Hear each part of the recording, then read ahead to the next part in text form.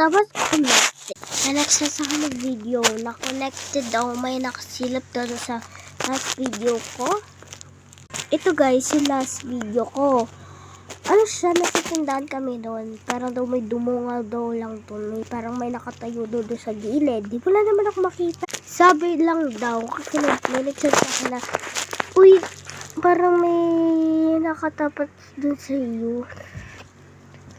Tapos, sobrang curious ko naman bakit hindi maan siya. Kasi di naman din umuobra eh. Tawag ko tayo ito magpo. Para sa kitso.